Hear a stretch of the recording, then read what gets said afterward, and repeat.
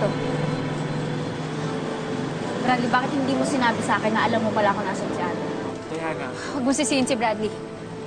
Wala siyang kasalanan. Kasalanan ko to. Nandito na siya para tumulong. Tulong?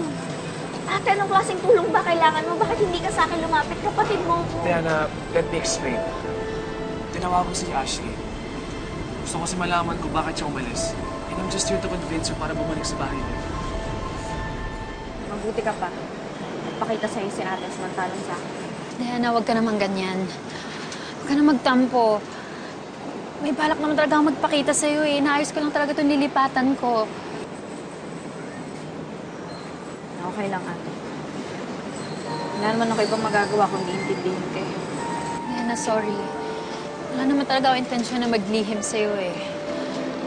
Naninibago lang talaga ako sa pagbukod ko sa inyo. Nahihirapan ako.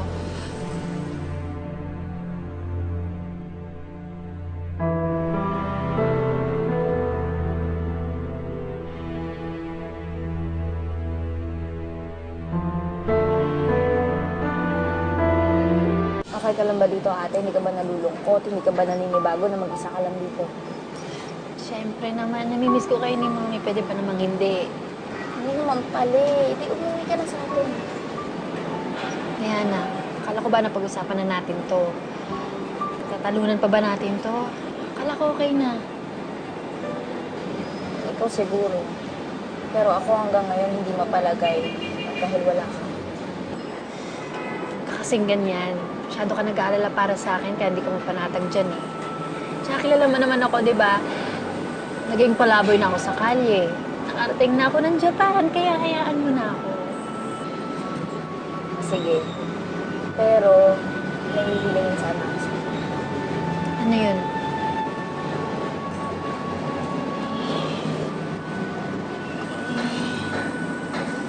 Para naman hindi namin maramdaman na talagang wala ka sa bahay. Sana kahit man lang sa trabaho, pumasok ka, ate. Ha? Oo. Ate, ikaw ang manager ng Sister's Cuisine. Kailangan ka namin doon. Ngayon yan, ate, ito na yung operation namin. Gusto mo ba pati yun bumagsak? Diba, magkasama nating itinayo ang Sister's Cuisine.